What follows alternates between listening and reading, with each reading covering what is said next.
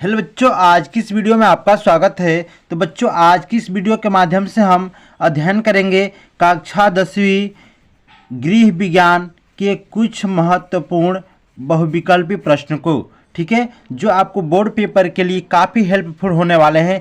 तो बच्चों, इस वीडियो को आप जरा भी स्विप ना करिएगा, बिल्कुल अंत तक वीडियो में बने रहिएगा यदि आपको बोर्ड पेपर में अच्छा स्कोर करना है तो, क्योंकि सारे की सारे डिटेल्स में इस वीडियो के माध्यम से बता देने वाला हूं कि क्या क्या बोर्ड पेपर में आने वाला है। तो सबसे पहले हम शुरू करेंगे बहुविकल्पी प्रश्न को। इससे पहले आपसे एक छोटा सा रिक्वेस्ट है कि यदि आप मेरे चैनल पे नए हैं तो मेरे चैनल को सब्सक्राइब कर ले और लाइक कर दीजिए। ठीक है, तो चलिए शुरू करते हैं प्रश्न को। प्रोटीन का उत्तम स्रोत है, देखिए, पालक, सोयाबीन, केला, चावल। देखिए, जो प्रोटीन है, प्रोटीन का अच्छा स्रोत क्या होता है? तो प्रोटीन का अच्छा स्रोत सोयाबीन होता है। क्या होता है?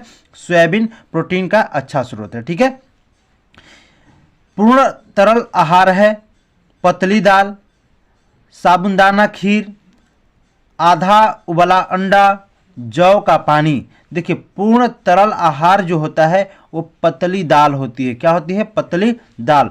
पतली दाल को हम पूर्ण तरल आहार भी कहते हैं। ठीक है, मोटापा किस तत्व की अधिकता से होती है? कार्बोहाइड्रेट, वसा, प्रोटीन, ये सभी। तो देखिए, इसमें हमारा राइट आंसर क्या हो जाएगा? देखिए, जो मोटापा है किस तत्व की अधिकता से होती है, मैंने किस तत्व की अधिकता होती है, या कौन सा तत्व अधिक होता है तो मोटापा बढ़ने लगती है। देखिए, जो मोटापा है वो वसा की अधिकता के कारणवश होता है। ठीक है, यानी जब मोटापा अधिक होता है तो क्या होता है? वसा बढ़ता है। ठीक है ना। अब चलिए, अगला नंबर है कि सूर्य किरण से किस पोषक तत्व की प्राप्ति होती है? देखिए, सूर्य जो किरण है उससे किस पोषक तत्व की प्राप्ति होती है? प्रोटीन, वसा, विटामिन, खनिज लवण। तो देखिए, इसका राइट आंसर जो होगा वो विटामिन हो जाएगा। यानी सूर्य किरण से हमें विटामिन पोषक तत्व की प्राप्ति होती है, विटामिन की प्राप्ति होती है। चलिए आगे क्या है देखते हैं। कौन सा अंग श्वसन क्रिया में सहायक नहीं हो करता? ठीक है, देखिए, कौन सा अंग श्वसन क्रिया में सहायता नहीं करता? नाक, हाथ, फेफड़ा, मुख। तो भाई देखिए, जो नाक है, नाक से श्वसन क्रिया होती है, फेफड़े से श्वसन क्रिया होती है, मुख से मतलब ये सहायता करते हैं श्वसन क्रिया में। और जो हाथ है श्वसन क्रिया में थोड़ा भी सहायता नहीं करता है। इस क्वेश्चन को आप IMP लिख लीजिए, नहीं इंपॉर्टेंट क्वेश्चन, इसको रट लीजिएगा, ये आपको बोर्ड पेपर में 100% आएगा ही आएगा। ठीक है, चलिए आगे। गर्म पानी की बोतल का प्रयोग किया जाता है गर्म तर सेक में, गर्म शुष्क सेक में, गर्म गीली सेक में, इनमें से कोई नहीं। देखिए, इसका राइट आंसर क्या होगा?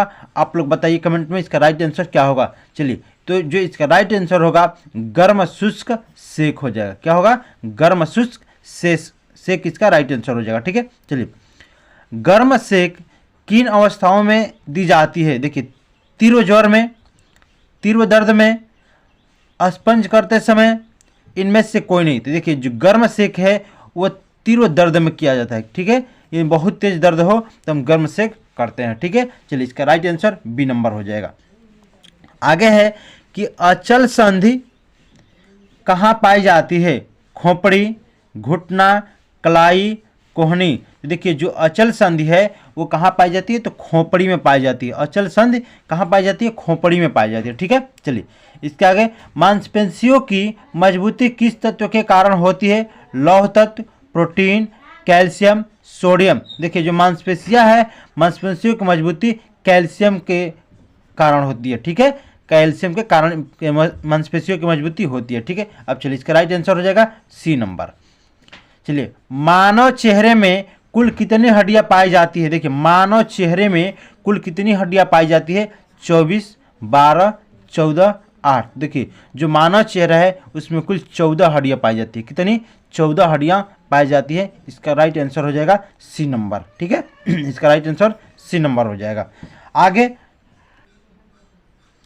मानव शरीर में जल का प्रतिशत है 100%, 70 से 75%, 80 से 90%, 50 से 60%। देखिए, तो जो मानव शरीर में जल का प्रतिशत मात्रा होता है वो होता है 70 से 75% होता है। कितना होता है? 70 से 75%, यानी इसका राइट आंसर B नंबर हो जाएगा। ठीक है, अब देखिए आगे है, जल का सूत्र होता है HO H2O HO2 H2O2। तो देखिए जो जल का सूत्र होता है वो H2O होता है। क्या होता है? जल का सूत्र H2O होता है। ठीक है, इसका राइट आंसर सी नंबर हो जाएगा। चलिए आगे है कि वर्षा का जल होता है शुद्ध, लवण युक्त, अशुद्ध, इनमें से कोई नहीं। देखिए इसका जो राइट आंसर होगा, तो जल का वर्षा का जो जल होता है वो शुद्ध होता है। क्या होता है? शुद्ध होता है। इसका राइट आंसर ए नंबर हो जाने वाला है। ठीक है, हाइड्रोजन तथा ऑक्सीजन के संयोग से बनते हैं जल, पारा, नमक, सोडा। तो भाई देखिए अभी हमने यहाँ पे देखा कि क्या देखा है कि जल का सूत्र होता है H2O, यानी कि हाइड्रोजन और ऑक्सीजन के संयोग से बनता है। क्या बन रहा है? जल बन रहा है। ठीक ना, तो इसका राइट आंसर ए नंबर हो जाएगा, यानी जल बनता है। ठीक है, चलिए अशुद्ध जल में कितने प्रकार के अशुद्धियाँ पाई जाती है? 3 प्रकार की, 2 प्रकार की, 5 प्रकार की, इनमें से कोई नहीं। तो देखिए इसका जो राइट आंसर हो जाएगा क्या होगा? देखिए जो अशुद्ध जल होता है उसमें 2 प्रकार की अशुद्धियाँ पाई जाती हैं। ठीक है, अशुद्ध जल में 2 प्रकार की अशुद्धियाँ पाई जाती हैं। राइट आंसर बी नंबर सही हो जाएगा। चलिए आगे, कौन सा रोग जल द्वारा फैलता है? क्षय रोग, चेचक, हैजा, इनमें से कोई नहीं। देखिए तो इसका क्या उत्तर हो जाएगा? हैजा। हैजा जो है जल के द्वारा फैलता है। ठीक है, आप इसको इम्पोर्टेंट क्वेश्चन नोट करिए और इसको बिल्कुल रट के जाइएगा, ये पेपर में आएगा ही आएगा। ठीक ना, अतिसार रोग में शरीर में कमी हो जाती है। देखिए अतिसार रोग में शरीर में कमी हो जाती है वसा की, प्रोटीन की, कार्बोज की, जल की। देखिए जब अतिसार रोग होता है तो उसमें जल की कमी हो जाती है। किस चीज़ की? जल की, यानी इसका राइट आंसर डी नंबर हो जाने वाला। ठीक है, चलिए आगे है, पर्यावरण दिवस कब मनाया जाता है? देखिए पर्यावरण दिवस कब मनाया जाता है? 1 जून, 5 जून, 12 जून, 18 जून। तो देखिए जो राइट आंसर हो जाएगा 5 जून हो जाएगा। 5 जून को पर्यावरण दिवस मनाया जाता है। इसको VVIP क्वेश्चन में नोट करिए, वेरी वेरी इंपॉर्टेंट क्वेश्चन। ठीक है, चलिए आगे है, अंतर्राष्ट्रीय योग दिवस किन दिन मनाया जाता है? देखिए अंतर्राष्ट्रीय योग दिवस किस दिन मनाया जाता है? 21 जून, 20 जून, 25 जून, 28 जून। देखिए जो अंतर्राष्ट्रीय योग दिवस होता है वो 21 जून को मनाया जाता है। कब मनाया जाता है? 21 जून को, यानी इसका राइट आंसर ए नंबर हो जाने वाला है। ठीक है, चलिए आय व्यय के नियोजन के लिखित रूप को कहते हैं बचत, बजट, आय व्यय का संतुलन या संतुलन। तो देखिए जो आय व्यय के नियोजन का लिखित रूप होता है उसको हम बजट कहते हैं। क्या कहते हैं? बजट कहते हैं। इसका राइट आंसर बी नंबर हो जाएगा। ठीक है, बजट की मूलभूत आवश्यकताएं क्या है? योजना, आवास, वस्त्र, ये सभी। देखिए जो बजट है उसकी मूलभूत आवश्यकताएं क्या है? तो देखिए योजना, आवास और वस्त्र, ये तीनों इसके राइट आंसर होंगे, यानी इसका राइट आंसर क्या हो जाएगा? ये सभी, डी नंबर सही हो जाएगा। देखिए बजट में हमें योजना की भी जरूरत है, आवास की भी आवश्यकता है और वस्त्र की भी आवश्यकता है। ठीक है, तो इसका राइट आंसर डी नंबर हो जाएगा। आगे है, पारिवारिक बचत की सुरक्षा का साधन है डाकघर, बैंक, ए व बी दोनों, निजी एजेंसी। देखिए जो पारिवारिक बचत की सुरक्षा का साधन है डाकघर और बैंक दोनों, यानी इसका राइट आंसर क्या हो जाएगा? ए व बी दोनों हो जाएगा। ठीक है, बचत का मुख्य उद्देश्य है मनोरंजन के लिए, भविष्य के लिए, सुख प्राप्ति के लिए, ये सभी। देखिए जो बचत करेंगे उससे हम मनोरंजन भी कर सकते हैं, भविष्य के लिए भी कर सकते हैं और सुख प्राप्ति के लिए भी कर सकते हैं। ठीक है, तो इसका जो राइट आंसर डी नंबर हो जाएगा, यानी कि ये सभी बचत के मुख्य उद्देश्य ये सभी हैं। मनोरंजन भी चाहिए, भविष्य भी चाहिए और सुख भी चाहिए। चलिए आगे है, बीमा के अंतर्गत आते हैं अग्नि बीमा, सामाजिक बीमा, सुरक्षा बीमा, ये सभी। तो देखिए जो बीमा के अंतर्गत आते हैं ये सभी आते हैं, अग्नि बीमा, सामाजिक बीमा, सुरक्षा बीमा। तो इसका राइट आंसर हो जाएगा डी नंबर हो जाएगा। ठीक है, चलिए पीतल के फूलदान की सफाई की जाती है चूने द्वारा, ब्रोशो द्वारा, रेत द्वारा, साबुन द्वारा। देखिए इसका जो राइट आंसर हो जाएगा ब्रोशो द्वारा हो जाएगा। क्या हो जाएगा? ब्रोशो द्वारा। पीतल के फूलदान की सफाई किससे की जाती है? तो ब्रोशो द्वारा की जाती है। ठीक है, कूड़ादान में किस प्रकार का कूड़ा डालना चाहिए? गीला, सूखा, सूखा तथा गीला, ये सभी।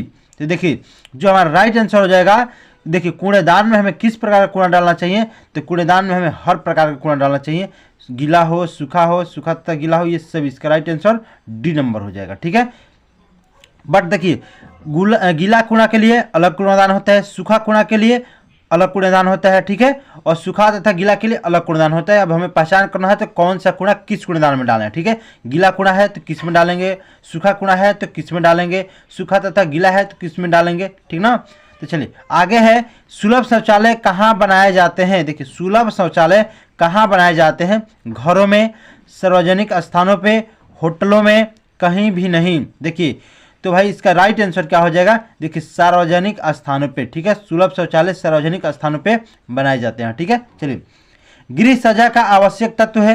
देखिए गृह सज्जा का आवश्यक तत्व क्या है, उपयोगिता, सुंदरता, अभिव्यक्ति, सभी। तो देखिए इसका जो राइट आंसर हो जाएगा, गृह सज्जा की आवश्यकता है ये सभी, यानी कि उपयोगिता, सुंदरता और अभिव्यक्ति, ये सभी चीज़ों की आवश्यकता है गृह सज्जा में। ठीक है, तो इसका राइट आंसर डी नंबर हो जाने वाला है। ठीक है, चलिए ध्वनि प्रदूषण को किस में मापा जाता है, ओहम, डेसिबल, जूल, एम्पियर। देखिए जो ध्वनि प्रदूषण होता है उसको हम डेसिबल में मापते हैं। किस चीज में मापते हैं, डेसिबल। इसका राइट आंसर बी नंबर हो जाने वाला है। ठीक है, विश्व शौचालय दिवस कब मनाया जाता है। देखिए विश्व शौचालय दिवस कब मनाया जाता है, 19 जून को, 19 अगस्त को, 19 नवंबर को, 19 दिसंबर को। देखिए जो विश्व शौचालय दिवस है वो 19 नवंबर को मनाया जाता है। इसका राइट आंसर सी नंबर हो जाएगा। ठीक है, चलिए वायु द्वारा फैलने वाला रोग है हैजा, प्लेग, चेचक, रिक्टेस। देखिए जो वायु द्वारा फैलने वाला रोग है वो है चेचक। चेचक रोग वायु द्वारा फैलता है। ठीक है, मच्छर द्वारा कौन सा रोग फैलता है, भाई सब लोग जानते हैं कि मच्छर द्वारा क्या होता है। देखिए मच्छर द्वारा डेंगू होता है। क्या होता है, डेंगू रोग मच्छर के द्वारा होता है। चलिए आगे है, क्षय रोग के लिए हानिकारक है दूध, संतुलित आहार, फल तथा रस, मसालेदार सब्जी। देखिए जो क्षय रोग होते हैं उसके लिए मसालेदार सब्जी और भोजन क्या है, हानिकारक है। ठीक है, कपड़ा काटने के उचित स्थान है हाथ में लेकर, गोद में रखकर, मेज पर रखकर, ये सभी। तो देखिए जो कपड़ा काटने का उचित स्थान है वो है मेज पर रखकर। कहाँ, मेज पर रखकर हम कपड़े को अच्छे तरीके से काट सकते हैं, ना कि हाथ में लेकर और गोद में लेकर। ठीक है, चलिए अगला है कि मिल्टन क्लॉथ का कपड़ा होता है ऊनी, मोटा, रेशमी, सूती। देखिए जो मिल्टन क्लॉथ होता है उसका कपड़ा जो होता है वो ऊनी होता है। कैसा होता है, ऊनी। इसका राइट आंसर ए नंबर हो जाने वाला है। ठीक है, चलिए नील का प्रयोग किस वस्त्र पर करते हैं, रेशमी वस्त्र पे, ऊनी वस्त्र पे, सफ़ेद सूती वस्त्र पे, रंगीन वस्त्र पर। देखिए जो नील का प्रयोग किया जाता है वह सफ़ेद सूती वस्त्र पर किया जाता है। ठीक है, ना कि रेशमी और ऊनी वस्त्र पे किया जाता है। ठीक ना, अब देखिए जो रंगीन वस्त्र, तो रंगीन वस्त्र पर भाई क्यों नील का प्रयोग करेंगे। मान लीजिए कि पर कपड़ा रंगीन है तो इसको उनका एक रंग नीला बनाएंगे, नहीं, तो इसका सफ़ेद और सूती वस्त्र पे हमें नील का प्रयोग करना चाहिए। अब इस सब्जी को धोना चाहिए काटने के बाद, छीलने से पहले, छीलने के बाद कभी नहीं। देखिए जो सब्जी को हमें कब धोना चाहिए, तो छीलने से पहले हमें सब्जी को धो लेना चाहिए। इसका राइट आंसर बी नंबर हो जाएगा। ठीक है, चलिए अब इसके साथ आगे बढ़ते हैं। आगे है कि पृथ्वी का कितना भाग जलीय है। देखिए पृथ्वी का कितना भाग जलीय है, 4/3, 4/2, 3/4 और 2/3। देखिए इसका राइट आंसर जो होगा वो 3/4 हो जाएगा, यानी 75% भाग जलीय है। देखिए जल क्या है, मिश्रण, यौगिक, तत्व, ये सभी। तो जल एक प्रकार का यौगिक है। इसका राइट आंसर बी नंबर हो जाएगा। शुद्ध जल कौन सा होता है, वायु रहित, रंग रहित, स्वाद रहित, नाइट्रोजन रहित। देखिए तो ये शुद्ध जल होता है वो रंग रहित रहता है। कैसा, रंग रहित। इसका राइट आंसर बी नंबर हो जाएगा। आसवन विधि द्वारा शुद्ध किए गए जल को कहा जाता है कठोर, अशुद्ध जल, प्राकृतिक जल, मृदु जल। तो देखिए आसवन विधि द्वारा शुद्ध किए गए जल को हम आशुद्ध जल कहते हैं। क्या कहते हैं, आशुद्ध जल। इसका राइट आंसर बी नंबर हो जाएगा। हैजा किसके द्वारा फैलता है, वायु द्वारा, अशुद्ध जल द्वारा, भोजन द्वारा, इनमें से कोई नहीं। देखिए जो हैजा है वो अशुद्ध जल के द्वारा फैलता है। इसका राइट आंसर बी नंबर हो जाएगा। मक्खियों द्वारा कौन सा रोग फैलता है, मलेरिया, चेचक, हैजा, तपेदिक। देखिए जो मक्खियों द्वारा यानी कि मक्खियों द्वारा जो रोग फैलता है वो है हैजा। हैजा रोग मक्खियों द्वारा फैलता है। भौगोलिक पर्यावरण में क्या क्या शामिल होता है, वायु, पेड़ पौधे, आकाश, ये सभी। देखिए जो भौगोलिक पर्यावरण में क्या क्या शामिल होता है, तो ये हमें हो जाएंगे क्या चीज़, वायु, पेड़ पौधे, आकाश, ये सभी। तो देखिए इसका आप लोग उत्तर कमेंट में बताइए कि इसका क्या उत्तर सही होगा। ठीक है, वायु प्रदूषण का कारण है औद्योगिकरण, नगरीकरण, वनों की अनियंत्रित कटाई, ये सभी। तो इसका राइट आंसर क्या हो जाएगा, ये सभी। वनों वायु प्रदूषण का कारण क्या है, ये सभी है, इन औद्योगिकरण, नगरीकरण, वायु की अनियमित कटाई। ठीक है, संक्रामक रोग फैलते हैं वायु द्वारा, जल द्वारा, संपर्क द्वारा, ये सभी। तो इसका राइट आंसर क्या हो जाने वाला है, देखिए जो संक्रामक रोग फैलते हैं वो वायु द्वारा भी फैलते हैं, जल द्वारा भी, संपर्क द्वारा भी, यानी कि इसका राइट आंसर ये सभी, डी नंबर सही हो जाएगा। अगला है, निम्न में से किसके काटने पर एंटी रेबीज का टीका लगाया जाता है, मच्छर के, खटमल के, कुत्ते के, सांप के। तो देखिए इसका जो राइट आंसर हो जाएगा कुत्ते के, यानी कुत्ते के काटने पर एंटी रेबीज का टीका लगाया जाता है। तो बच्चों कैसी लगी हमारी आज की वीडियो, यदि हमारी आज की वीडियो अच्छी लगी हो तो एक लाइक कर दीजिएगा, और अब तक चैनल को सब्सक्राइब नहीं किए हैं तो सब्सक्राइब कर लीजिएगा। मिलते हैं अगले वीडियो के साथ, तब तक के लिए जय हिंद, जय भारत।